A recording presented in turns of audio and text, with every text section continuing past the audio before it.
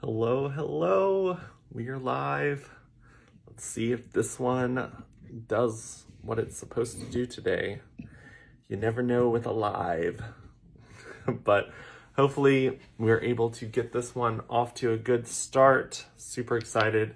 Instagram seems to be putting out updates every 10 seconds to get us where we need to be. So we're going to hope that that's what needed to happen to get Derek and I on and actually have this live today. Gotta love positive talks and navigating through the crazy world. Let's invite Derek on. Okay, there we go. Is it working? I can see you kind of.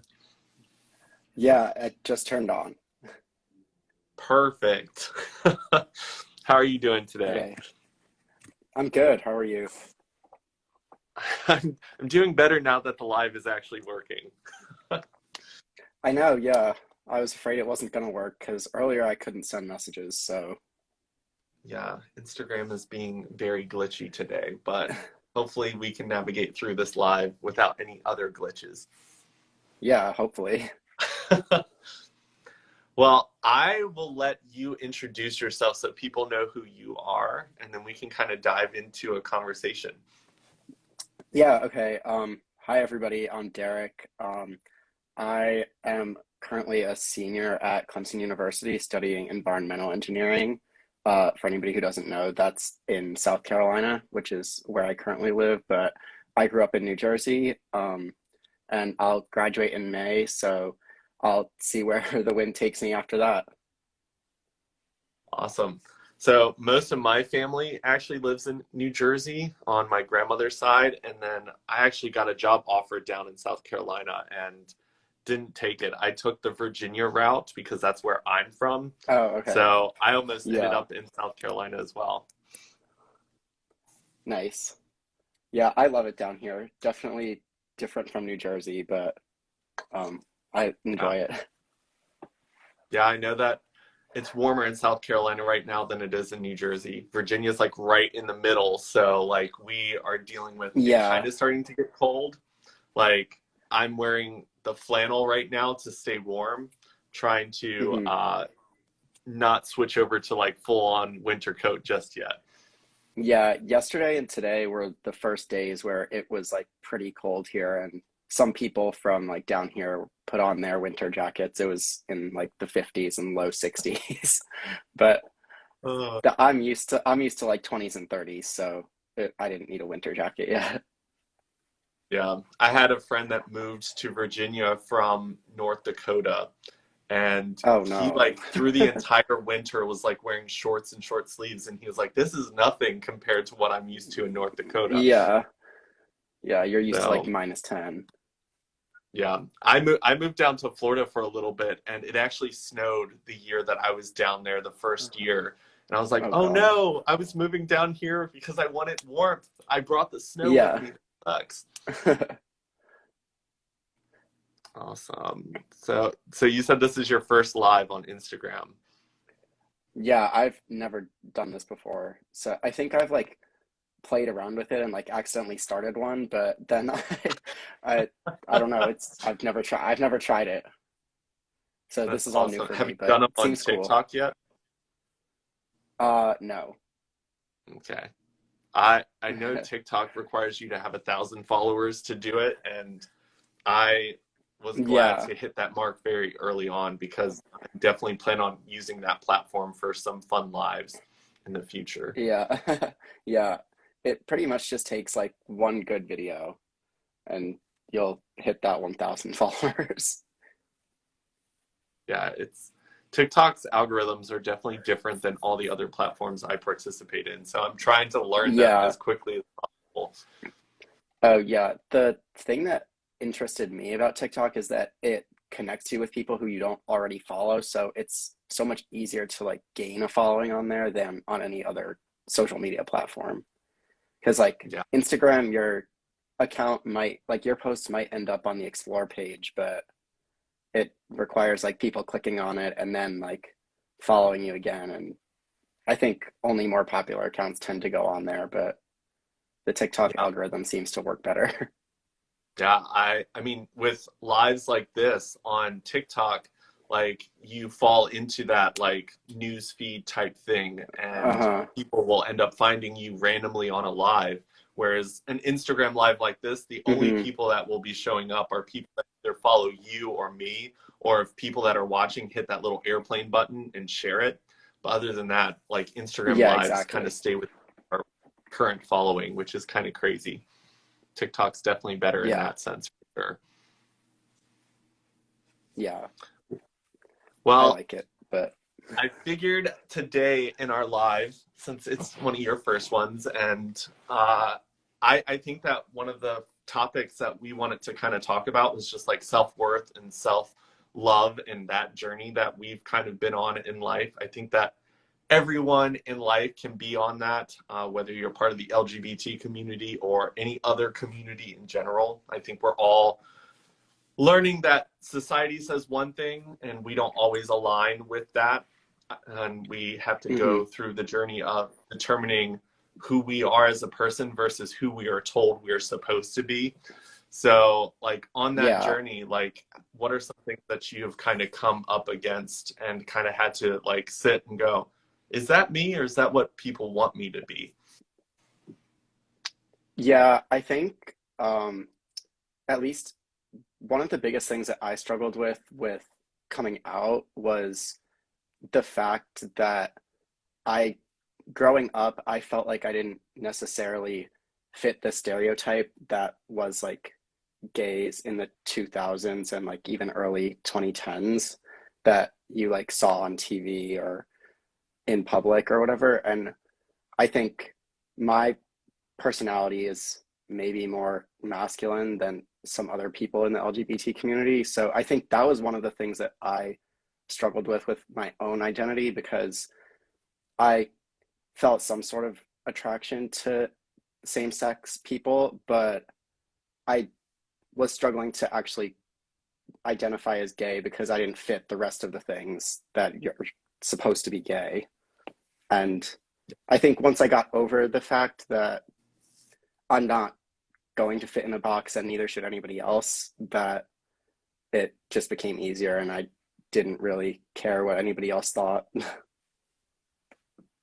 Yeah. It's so interesting that a community that begs for others to accept them, uh, even within our own community, we struggle so much with like accepting each other for being different and not fitting the stereotypes that are projected of our Hmm. community.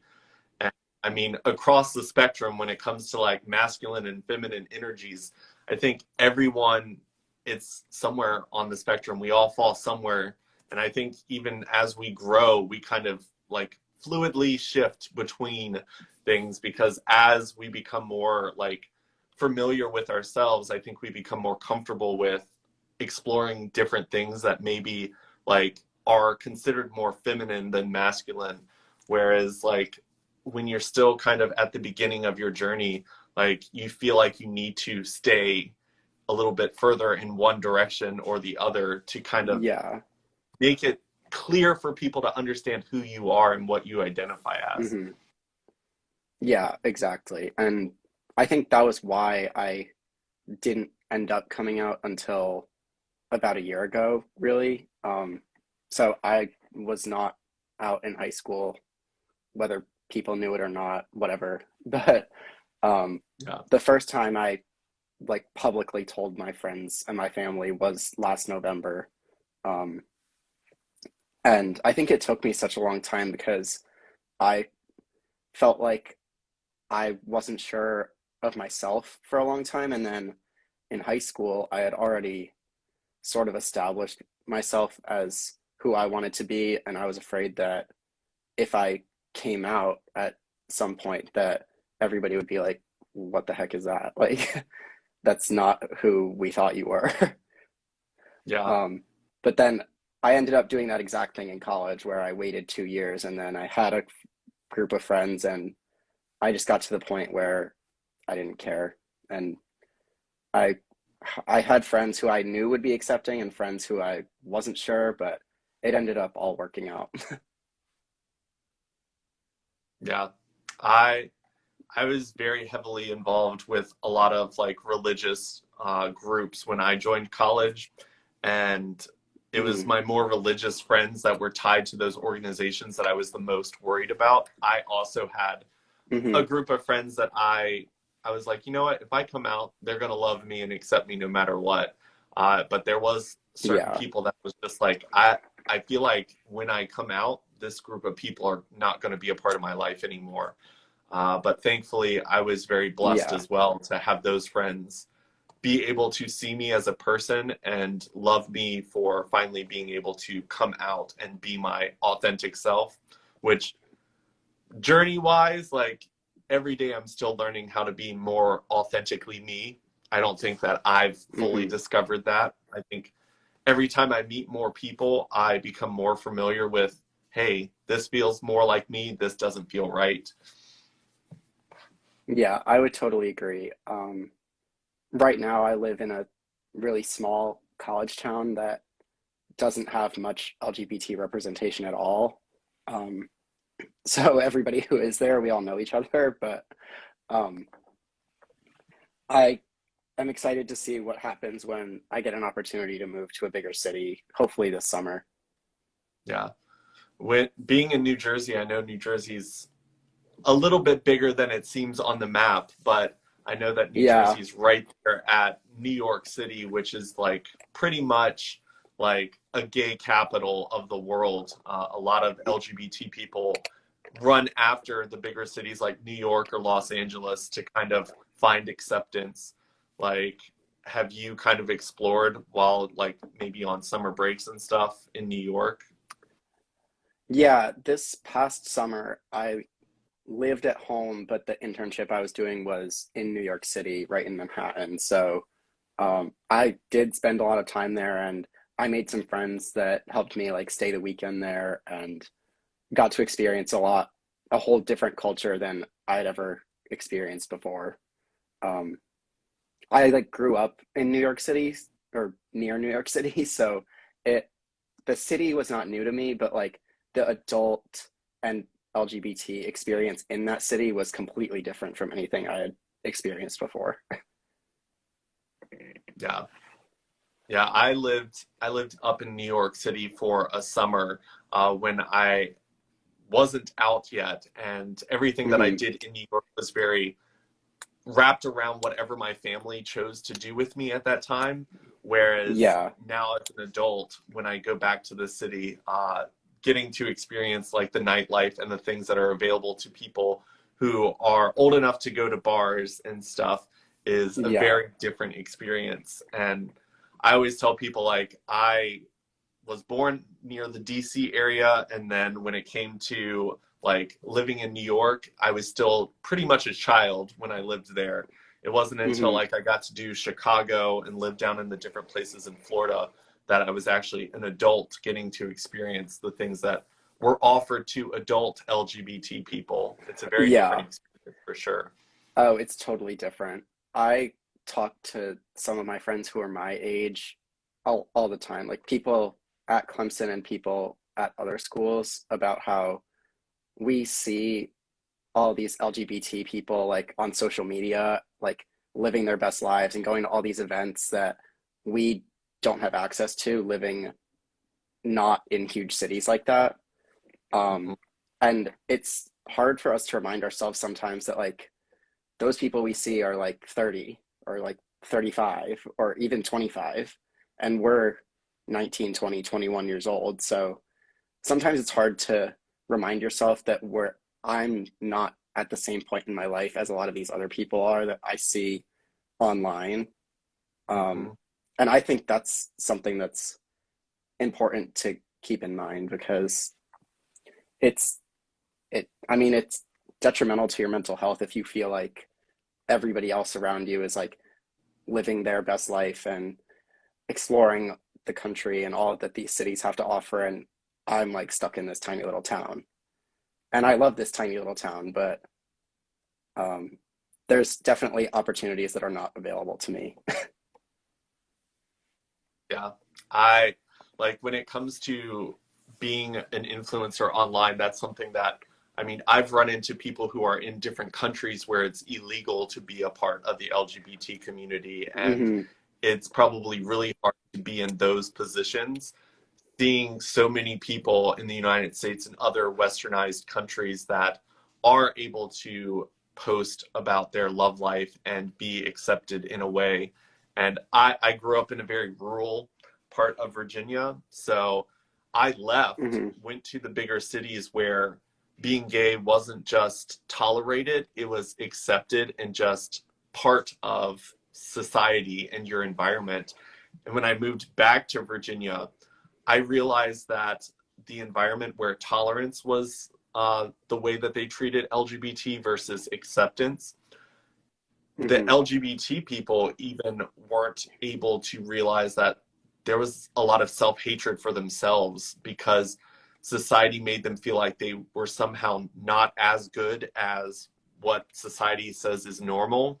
And you Hmm. saw a lot of self hate within the community because the environment made them believe that that's the way they were supposed to feel about themselves. So living in a bigger city and being able to have that access, like I watched my friend Eddie, we both lived in West Virginia for a while. He moved to New York, I Hmm. moved back to Virginia, and I just watched him grow as a person and being able to explore his sexual identity, his orientation, and everything else in a way that was unhindered by the people that surrounded him. Whereas me, I was surrounded by a lot of people who identified as straight, and I felt like I had walls all around me that I was having to push to even like try something different that didn't match their standards for me. Yeah, that's pretty much exactly how I feel here. Like I said before, the LGBT community here for both men, women, or people who don't identify are um, like it's small. I think there's like 30 or 40,000 people who live in Clemson, students and non-students. But the community is so small that you sort of just get pushed to the side, I think. I mean, I live in a little quad with 19 other straight guys, which is fine. Like, I love them and they're my best friends, but sometimes it's hard for me to relate to everything that they do and what they talk about. And I don't know. It's definitely gotten better since I've come out. Some of my roommates like to ask about my personal life and if there's anybody I'm interested in, which for a while, especially right after I came out, was an uncomfortable conversation, I think, just because it was new to them. Yeah. Um, but some of my closer friends have definitely rounded that corner and really are excited for me and want the best for me, regardless of our differences. Yeah. And I think that like one of the nice things about like the LGBT community now versus when I came out, we're gonna say almost 12 years ago now, it we've got social media to where you can follow LGBT people who maybe walk a similar path to you in life, where you were Hmm. saying before, when you were looking at the LGBT community, there was a lot of people that probably didn't fit who you identified as. And it is Hmm. confusing when it's like, well, I think I'm gay, but I am not. I don't wear makeup. I don't do this. I don't want, like, Lady Gaga's not my inspiration. I don't listen to Beyonce. Yeah. Like, all of those things that stereotype our community. It's important for content creators and authors and musicians and people who can bring a large audience to their content. Like, Hmm. let people know, like, hey, I'm not a stereotype. Like I am me in a unique and complex way, and that's okay. And but I'm still part of this community. Yeah, definitely. And I see someone said for Derek, are you still active on TikTok given that you're more comfortable in your own skin? So when it comes to being on Um, TikTok, I is it easier?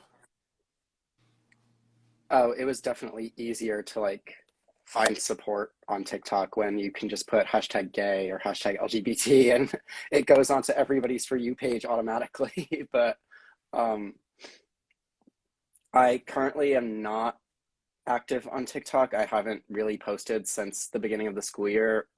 And I made my account private mostly just because I'm in the process of applying to jobs, looking for jobs, and I just don't I don't know. Just trying to keep my life a little more private, I guess, until everything settles a little bit. Yeah, I think that that's when it comes to social media, I think that's one thing that people should be a little bit more aware of when it comes to the content you make. Employers look at that now. I've worked in HR and the corporate side of the world, and social media handles are things that people research now when it comes to especially Hmm. leadership roles. I think that's something that people definitely need to learn. And I Yeah. think uh, there's definitely some questionable content that I've come across on platforms. I definitely try to keep my content uh, in line with the type of career I want as someone Hmm. who does life coaching and wants to put myself out there as someone that you would come to for advice in life. I want to make sure that my content screams like, hey, he kind of knows what he's doing, not, wow, that guy's crazy. Yeah, I would totally agree. From what I've read up on and from some professionals that I've talked to, I've heard that there's a little bit more of a push to at least allowing people to post more about their individuality and their opinions and stuff, as long as it doesn't necessarily come off as unprofessional and as long as it's clear that this has nothing to do with your job, it's just you being you. um, I think Yeah. that's something that has changed probably in the past like 10 to 15 years, even though that's pretty much as long as social media has been around. So other than like things like MySpace or Facebook have been around longer than that, but everything like Instagram, Twitter, TikTok, those are all, I think it's becoming more popular to allow people to express themselves without having to feel like your account has to be private all the time and nobody else can see what you're posting. Yeah. I always tell people that when it comes to like your YouTube channel, when it comes to TikTok and Instagram, like the opportunities that can exist for you can come out of ways that you never knew existed. I mean, I have had job Hmm. offers and opportunities handed to me because of my content online. So I think that there's a great way to utilize social platforms as a way to grow yourself and put yourself in front of the people you need to be in front of to get what you want out of life. Like you were saying that your degree, it doesn't really sound like something that like involves social media right up front, but social No. media can be a platform like, hey, here's what I want to do with my life, and then that will put you into the algorithms of other people in similar boats, and then you Hmm. can kind of collaborate and connect with people, and they're like, hey, there's this amazing job opportunity at this business that I currently work for that sounds like a perfect fit for you. Would you be interested in applying? And that can kind of open a Yeah. door that you wouldn't have ever known existed unless you put yourself out there on social media. Yeah. And that's the thing with LinkedIn too. Like our career center here is constantly pushing like be active on LinkedIn, like make sure you're connecting with anybody that you meet, like let's even just liking posts because it's crazy how like there's LinkedIn influencers now. Like there's people with hundreds of thousands of LinkedIn connections and they post like motivational stuff and oh, here's this job posting that like my friend is looking for, blah blah blah. And so quickly you can find people to fill whatever position you need. Um, but I think it's so interesting how people are influencers in the professional environment and not just in like a social setting. Yeah.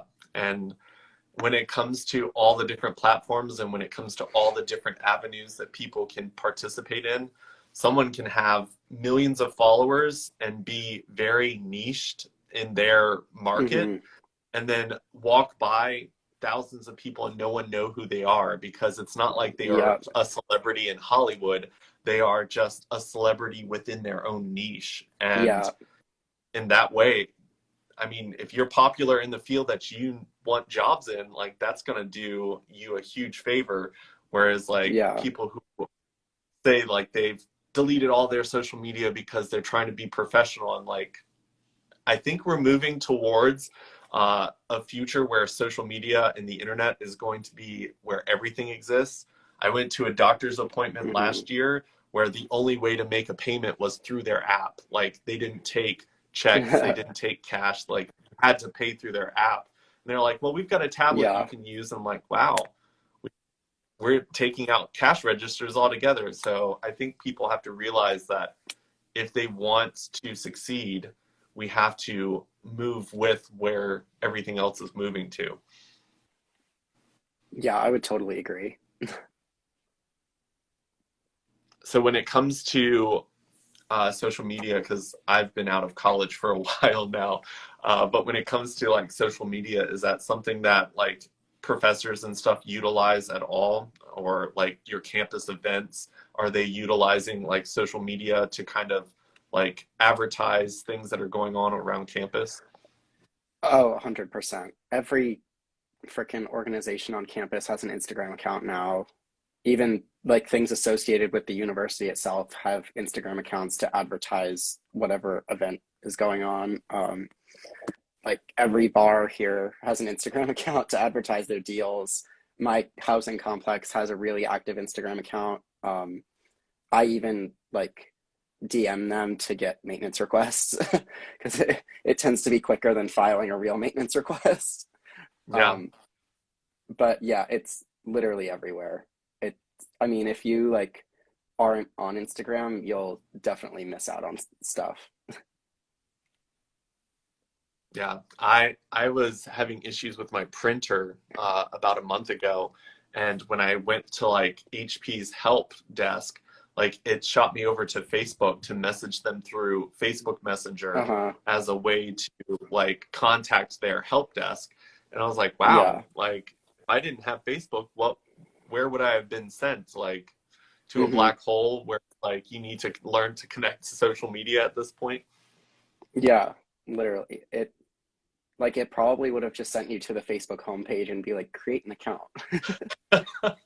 If you want help, join the future. If Yeah, not, good luck. literally. So when it comes to like taking a step back and making social media private, do you think that when it comes to being an LGBT person, do you think that that's something that you have to worry about in your field when it comes to like people seeing, oh, this person identifies as LGBT? Do you think that that's something that you personally have to worry about employers kind of looking at and maybe not giving you a job because of it? Oh, definitely. Um, I wouldn't say it's specific to my field at all. I think there's a lot of research that's been done on um, how the LGBT community is hired differently than people who don't identify as LGBT. I think the most recent statistic that I read said that like LGBT people receive 40% less job offers than people who are not in the LGBT community, which is crazy. I told that to some of my roommates and they were like, that's so sad that even today we still are worried about who's gonna like who can tell if you're gay or what do they think if you're gay. Especially I've been applying to a lot of jobs down south because I would like to stay down here. I don't want to go back to New Jersey. So when you're interviewing or messaging with a million different people, you have no idea who holds what kind of opinion on my life choices and my lifestyle. So um, every article I've ever read says there's no need to bring it up because typically the risk is not worth the reward of bringing it up, which is sad. I mean, I had a I did one online interview and there was a direct question about um like how I felt about their inclusivity and diversity statement, which I could have written about how awesome it was and how I identify as gay, so that really means a lot to me that that's important to this company, but in the back of my mind I knew that should I out myself to whoever's going to read this, what are they going to think of that? And so Yeah. then I didn't end up writing it, but there I don't think there should be a reason to have to hide yourself like that, especially since wherever I end up working, I am not closeted, so I'm just going to be open about who I am whenever I start going to work at this office. But I think when you're trying to get a job offer, it's definitely stressful to be walking on glass a little bit with how you present yourself and what kinds of things you say about your own life. Yeah. And I mean, the when it comes to the different movements, when we've progressed to equal rights in a lot of different ways, you've got groups of people that are still struggling with employment opportunities because of this, that, or the other. And a lot of times with the LGBT community, because we can choose to omit that part of the information when we are applying for jobs, it has progressed a lot Mm-hmm. quicker for the LGBT compared to maybe people in the Black community or Hispanic community. Because for us, I could easily just be like, okay, let's cover up the rainbow. Let's put on a deeper voice Yeah. and let's put private on all my social media and get those jobs. Because when you wipe off the LGBT status, for me, I am a white man. So in that field, I would have a Yeah. better opportunity to get positions. In that sense, it would be nice to know if you're going to hide that part of yourself. Once you get the job, hopefully it is a space where you don't experience issues for being LGBT. I know for me, I was very loud and proud with mine. Uh, I had also just moved back to Virginia from a very accepting place. So Mm-hmm. for me personally, when I got a position of power, I took that power to pave the way and open doors for the LGBT, to where I educated employees that were in leadership positions so that they knew the things that would be off-putting to an LGBT person. Like you were saying, in an interview, LGBT people are scared to be like, yes, I'm part of this community, because they don't want to lose opportunities that they're really excited about because of that. But sometimes we have to weasel our way into a position of power so that we can make change, so that more Mm-hmm. LGBT people can get into those spaces. Because unfortunately, there are still a lot of locked doors that are there for our community. And I think that it's important for people to hear that, because sometimes maybe someone in New York or LA or Chicago or even some of the cities in like Florida or other states, Mm-hmm. like they don't realize that they live in a very liberal bubble that they think that the rest of the world has caught up to. But there are still a Yeah. lot of places that just make it impossible for you to be out and proud, because they're still functioning under the old system of let's don't ask, don't tell. And I don't think that that's a healthy Mm-hmm. place for anyone to be in. Yeah. I actually had that exact problem um, earlier this semester when I was trying to get on prep for the first time. Um, and I had to make an appointment to see the doctor and get tested 2 months in advance because the only infectious diseases doctor in the area who is able to prescribe prep had a 2 month wait. He only works like Wednesdays and Fridays or something ridiculous. Um, and then after I got my tests, I had to wait another month to have the prep consultation because I had to see the same doctor. And I was messaging my friends in like New York City, or I even have a friend who goes to University of Virginia who said he gets it at his health center in like 6 hours. And Yeah. he like didn't understand that there's nowhere here to get it for free. Like I could have ordered it from wherever and paid $200 or however much that medication is, but it's a pain in the ass when you live in an area where HIV is sort of just like hush hush and nobody really cares to do anything about it. Yeah. I actually worked for the health department in Charlottesville, Virginia. So UVA is a school that I was very closely tied to. And here in the state of Virginia, they've definitely put a lot of progress and a lot of work, effort into making sure that PrEP is something that's available to anyone who wants it for Mm-hmm. free. And yeah, our appointments, we had doctors that came to the health departments on specific days, but nurses and people like me also were available every other day of the week when the doctors weren't there so that we can get the tests that needed to be done and get people on PrEP as quickly as possible. But that is because Virginia was a very liberal state. We just flipped to having a red governor yesterday. But hopefully that doesn't knock back any progress that we've made when it comes to making sure that stuff like that is available. Because unfortunately, when minority groups need something, uh, you have to have government and people in leadership positions willing to make that shift and change so that those people can get what Mm-hmm. they need. Because a lot of the places that are struggling like you, it's because the importance level that they've put on things is very low on that list. And unfortunately, Yeah. a lot of people are on long wait lists like that to get PrEP. Mm-hmm. Yeah. I mean, I almost contemplated driving to Atlanta just because I knew I could get it quicker, but it's 2 hours away and I just couldn't find a day during the week to get my ass over there.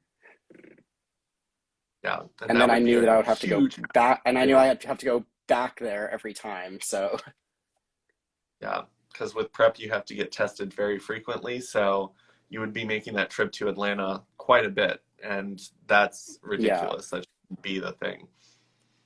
no. It's it's always so interesting to me to talk to people of the younger generations because all the stuff that I've been seeing, like I see a lot of progress from when I first came out back when I was 18, but I also have moved around and found more accepting spaces, and I'm also very out. So I know that there are people who have closed-minded opinions of me, but because I'm so Hmm. out and so confident, they kind of keep it to themselves. Whereas people who are still in the closet or don't advertise it as widely as I do, like you guys can kind of hear the things that people are saying behind my back, but right in front of your face. And I think that it's important for people to realize like that's still a reality. Like those things are still happening. And people say, like, oh, the younger generation's a lot more open minded. And I'm like, well, we've all kind of created our own social bubbles where all of our Yeah. friends that follow us agree with the way we live. But there are still Hmm. people who are outside of our bubble that completely disagree and are working against any progress that we're making. And if you refuse to see that, like you're going to come to a point where they've built everything they need to push you off the table. And I think that that's important Hmm. for people to realize there's still a fight and we're still having to push for our equality on many different levels. Hmm. Yeah, that was definitely one of the things that I worried about because when I came to college, I knew I wanted to rush a fraternity. And obviously, historically, frats didn't have the best reputation with like LGBT acceptance or and representation.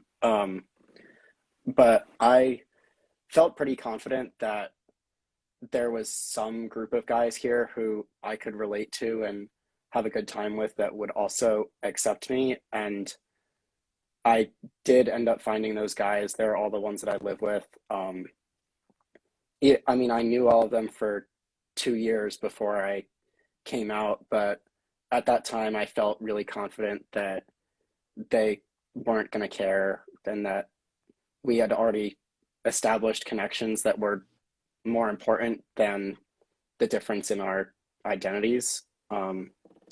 So I knew that when I made the decision to do that, I needed to find a group of guys who I felt comfortable doing that with. And I know that there are other fraternities here who would never be able to, or I mean, it's not in their culture to be that accepting. Um, and it probably won't be for a long time. But I Yeah. think that's one topic that I've gotten asked about a lot, like on TikTok and on Instagram. Like, how do your fraternity brothers feel about you being gay and whatever, just because of that stereotype? And I think it's come a long way from 50, 60 years ago when being gay in a fraternity was unheard of. Um, but unfortunately, I still hear of people being like, I really want to, but I don't know if I should. I'm afraid that they're not going to accept me, blah, blah, blah. And to anybody who's like early on in their college career or thinking about doing something like that, I would highly suggest just going for it because I think with people my age who were born in the 21st century, we Greek life has come a much longer way than people think it has. And I am pretty confident that at most schools in this country, there's some groups of guys who really could not care less. Yeah. I mean, when it comes to like universities and stuff, we've got Liberty University here in Virginia, which is like the largest Christian university in the Mm-hmm. world. And even within that university, like there are LGBT people.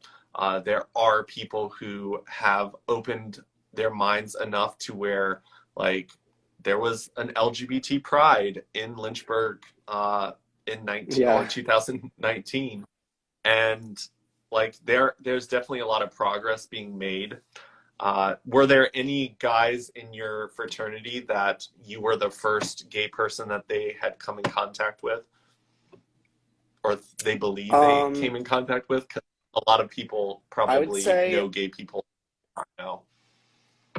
no, I would say the overwhelming majority of them had at least like interacted with somebody in the LGBT community prior to myself. I think, I mean, a lot of my friends are not Southern. Like the majority of my fraternity is from New Jersey, New York, Connecticut, Massachusetts, Pennsylvania, Delaware. A lot of guys from like the DC area, and then even places like Charlotte are not stereotypically Southern.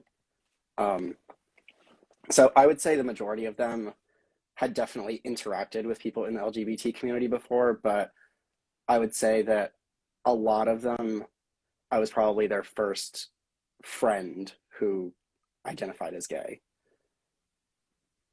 So I've had some of Yeah, them I mean, some of them have asked me questions, which I really appreciate. Like, I want to help them be more accepting and be more understanding and sympathetic to people who have gone through similar things as myself. Um, so when they ask me questions about like my opinions on LGBT marriage or how gay relationships versus straight relationships work, or how do I feel about going to a bar with all of them and not having anybody to talk to that I'm interested in taking home. Um, I want to help them understand more, and I really appreciate when they ask those questions because that makes me feel like they care and that they want to make a difference. Yeah. I I think that there's a stage in a gay person or anyone who identifies as other than what is socially Hmm. normal or accepted, that those types of questions become really like helpful and they are easier to answer when you first kind of come out. If people have those types of questions, sometimes it comes off a little bit more like judgy or offensive. Hmm. And a lot of times it's just the people that care about us are trying to understand us better because they want to help Oh, us yeah. feel more accepted and loved in the communities that they are also standing next to us in. And I think that when people come to us with questions, sometimes they might, out of their own ignorance, ask it in a way that might come off offensive. But if you take the time Hmm. and know that in their heart they are asking because they are trying to understand, it's a great opportunity for you to kind of open their eyes because you never know when they might come in contact with another LGBT person that needs an ally. So, like, taking that time as someone in a fraternity, educating your brothers in the fraternity, like, that's really helpful in the future to anyone they come in contact with. Exactly. Yeah. Their questions are pretty much always prefaced with, I don't mean to make you feel like the token gay friend, but blah, blah, blah. Yeah. Which I Yeah. I mean, get, anytime that but you are not the normal, like, you end up people ask those types of questions. And I've had conversations with people where once they found out I was part of the gay community, that all of our conversations consisted of that. And I had to remind them, I'm like, mhm, hey, like, that's just a small part of who I am. Like, I can still talk about sports, I can still talk about politics and all this other stuff without LGBT being part of that conversation. But for the yeah. most part, I'm thankful that people will ask those types of questions. Oh, yeah, I would agree. I very, I'm happy to talk about it whenever they want to talk about it, but at the same time, it's nice to talk about other things. Yeah. So for your college campus, does it have like an LGBT like equality group on campus? There is one that exists, but I don't really think it's that active. Um, I I think they put on like a handful of events each semester, but it's never anything big. I think they're trying their best, but I think the culture at this school is still like very much if you join that club, then like you're LGBT. um, Yeah. and I think that's something that we could move past. Like it's very easy to go to one of their events and support them and not identify as LGBT, but um, yeah, I think Clemson still has a little ways to go. Yeah. I think that in a lot of more southern and a lot of more Midwest schools, there's that uphill battle that the LGBT has to overcome. And I think that anytime like the LGBT equality groups can attach themselves to other things like on campus, whether it's sports or fraternities, sororities, just to get like that upper hand of support from groups that already kind of have that support from the school and administration that exists, Hmm. like that will help them. And yeah, it's kind of hard at the beginning for an LGBT club to do anything other than scream LGBT. I know that Yeah. I've worked with a lot of groups where I made suggestions like, hey, let's go out into the community and do something that is just showing that our community wants to give to the community. It's not about us being gay, it's about us helping the community. Because I know a lot of fraternities do that as well, where they'll Hmm. like partner with different organizations to kind of do fundraisers or make a difference in the communities so that the school is kind of working with the communities the school is in. But I think that in the Yeah. beginning, when they're just trying to fight for space, a lot of times it's just screaming that message over and over again, which is just LGBT, QIA plus equality. Yeah. Yeah, you're right. It's pretty much the same thing as a Greek organization doing community service or fundraising. They want to make sure everybody knows they're not just a drinking club. Yeah. So when it comes to like people who identify other than lesbian or gay or bisexual, do you know of people within the community that like identify as non-binary or trans? I personally do not know anybody who identifies as something other than cisgender. I'm sure there are people in the Clemson community who do identify that way or would like to identify that way and haven't felt comfortable coming out yet. Um, but I personally do not know anybody who identifies like that.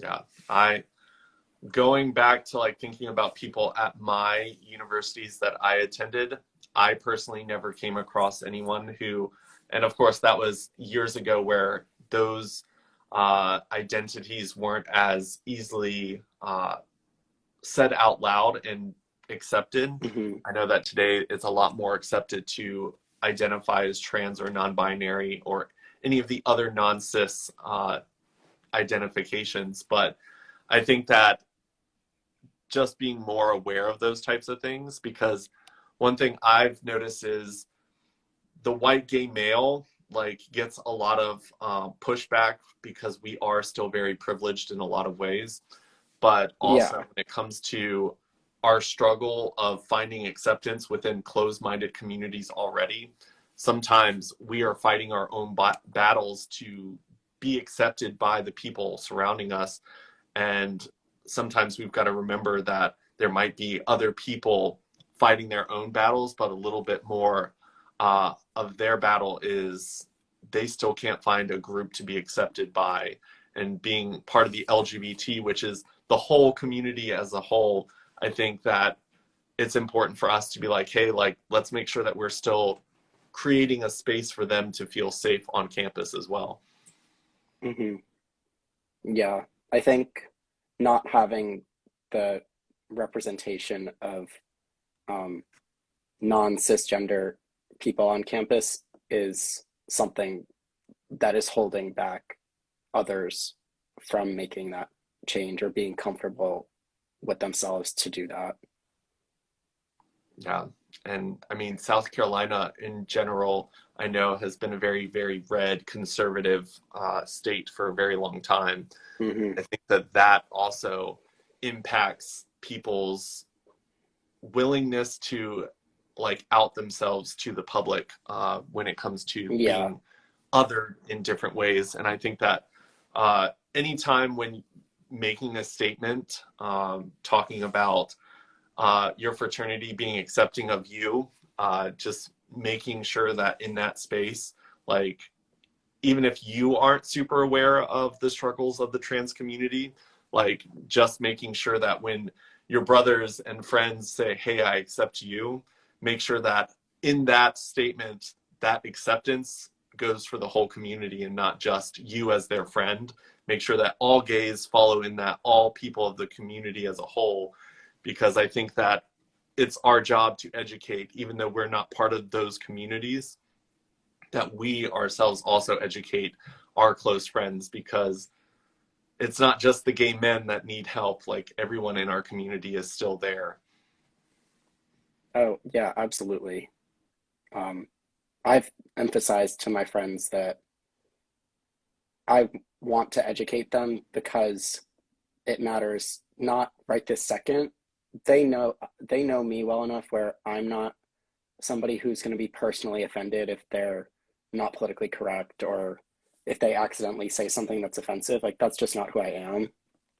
But they might come across somebody a few years down the road who is affected by that or who might be closeted and they don't want to work or live in an environment that's unwelcoming. So I think making the emphasis that it's not just today, but it's long term is something that's important. Yeah. I know that when I was in college, I actually had a lot of female friends that were very accepting of me as a gay male. Like most Hmm. girls are pretty excited to have a gay friend. But then when there Yeah. was a lesbian in their dorms, their closed-mindedness started to show because they were starting to have the same conversations that straight men were having about me that they would defend me against, Hmm. but they didn't realize that they were having that same negative response to a lesbian being in their dorm room. And it just takes something like that to happen for you to realize, oh wow, like I may be accepted in this circle, but I didn't open the door wide enough for all the other people to walk in and feel the same way that I feel around my friends. And Yeah. here recently with like all the things that are happening with like the Black Lives Matter movement, uh, a lot of my friends were starting to be a little bit more vocal about their closed-minded views around race as well. And it took me a lot of steps back to kind of realize that I have been blinded to some of the prejudices that existed around me just because I didn't personally fit into those prejudices. Hmm. Yeah. I think the differences between um, lesbians and gay men are something that's all sort of intrigues me since I've done more research about the LGBT community and interacted with more people who identify as a part of the community. Something that I find interesting is I would say I don't have any male friends who identify as bisexual, but I have multiple female friends who identify as bisexual. And I don't know, I know there's a lot of research being done about it, but I find it interesting how more comfortable women are saying, oh, yeah, like I like hooking up with same sex people, but I also hook up with men, and how men don't feel comfortable doing that at all because if you hook up with one guy, just you're gay. Yeah. And I think that has a lot to do with like societal acceptance of it. I think that a lot of times when it comes to women hooking up with women, because porn exists where like that is considered attractive and hot, whereas societal norms, because masculine and feminine energies, Hmm. a guy kissing a guy is not considered masculine in societal's eyes. So when it comes to a guy who may be bisexual, it's harder for that person to identify that way because they're not going to be accepted. And even within the gay community, bisexual men are still, people are like, there's no way you're bi. Like, I haven't seen you hook up Hmm. with a girl in forever. And it's like, well, there's a lot of girls that just aren't interested in like dating a guy that has been with guys as well. So like I think Yeah. even within that sense, like being bisexual has its own struggles and mountains to climb. And I think that just creating a space where people feel safe to say, hey, this is how I identify. And instead of coming with judgment or coming with opposition, being like, you know what? That's like, I'm excited that that's who you are and that's what you want to do. Like, I'm not that way, but I'm glad you are. And just accepting what people say, because I think that it's the societal norms that push people to identify the way that they do. I think there's probably a lot more fluid people out there, but they probably identify with one or the other just to be accepted in a way. Yeah. And I think that sort of relates to what we talked about at the beginning about knowing your self-worth and being comfortable with how you want to identify, um, knowing that it doesn't matter who you're interested in dating versus who you're interested in hooking up with or who you see yourself with long term. It whatever you want to do, I think everybody deserves to be happy in their romantic lives. Yeah. And it all comes down to like really understanding yourself. Like, I think Hmm. too often we ask society to label us, and we ask people like, what are your journeys? I want to attach to your idea of what I'm supposed to be, instead of asking ourselves like, who am I? Does this feel right? Did I play sports because that's what people said guys play sports, or did I play sports because I actually enjoyed playing sports? I think that there's a lot of things that we have to unpack as individuals, and that's everyone across the board, not just people in the LGBTQIA plus community. But when people start asking themselves more questions, like that's when you start to realize this is me, this is who I am, and learning to be confident in that so that you can move forward in life saying, this is who I am. It doesn't matter if you don't think that that's right, but this is who I want to be, and that's who I'm going to be okay with. Hmm. Yep. Like, as someone who's part of the LGBT community and probably knew before you came out, like, you still made the statement of saying, I want to be a part of a fraternity for whatever reasons you had, whether it was this is a way that I can socially engage with other individuals, or like if that was the type of group of people that you wanted to be a part of, like you didn't allow your identity to say, well, I came out the closet, I've got to quit the fraternity now. Hmm. Yeah.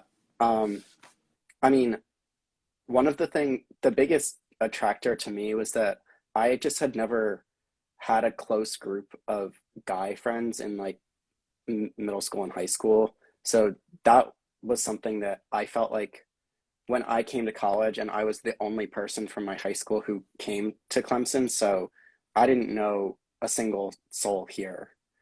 I knew that I had an opportunity to reinvent who I wanted to be. And I felt like having a group of close guy friends was something that I was missing for years. And by joining a fraternity, that was something that I got. And I think even being a part of the LGBT community, having a group of more masculine friends and then also being close with my girlfriends is something that I enjoy because I get different perspectives on different issues. And if I'm in the mood to interact with one group as opposed to the other group, then I can do that. Yeah, I think that that is probably something that more people need to learn how to do, is be surrounded by people that just bring you new perspectives that are different than your own. I think that we're getting to a point in the world where a lot of us will unfollow, delete, and block people who think differently than us. But at the end Hmm. of the day, like, we aren't doing ourselves a favor by cutting off people who think differently, because at the end of the day, the more perspectives we have, like, the easier it will be to navigate through life. And maybe the fraternity will offer you knowledge that will be useful later on in life that the LGBT community couldn't offer you. And guys definitely share a different perspective than women in a lot of things. So having a good group of strong women and a strong group of strong males, and then having a strong LGBT community, all of that is only going to help empower you through life and get you to see things from different perspectives. So that's definitely a good thing to do. Yeah, of course. The amount of things that But I've I learned see. how to build over the past 4 years from my guy friends, very helpful. That's awesome. Yeah. So, and I mean, they also will learn a lot from you as well. Like, when it comes to, there are a lot of masculine people, a lot of males out there that they don't believe they're allowed to show their emotions. They don't believe they're allowed to talk about the things that they're struggling with. And that's something that someone in the LGBT community, someone who is more in touch with the feminine side of themselves, because I think we all have both built into us. Some just have more of one or the other. But having a friend in the LGBT community can also help them be more Hmm. okay with accepting parts of themselves that don't fit the masculine stereotype that's put on like heterosexual men. Yeah, that's my hope. Well, I just want to say thank you so much for jumping on this live with me. I know that we just hit our hour mark, and I really enjoyed this conversation. I think it went well for your first live. Yeah, I think so too. I'm glad I had somebody to walk me through it. Well, I definitely want to stay in touch with you. I am very interested to see where your journey takes you, especially since you're a little bit at the beginning compared to where I'm at now. But there are definitely Hmm. people that are way further ahead than I am on this journey as well. So it's always great to stay connected and kind of have each other to kind of throw ideas around. So definitely keep in touch. You have my number now since Instagram Messenger was messing up. But I will Yeah, let you go so you can enjoy the rest of your evening, but I will talk to you soon. thank you. Yeah, stay in touch. Sounds good. Have a good one. Okay, bye. Bye.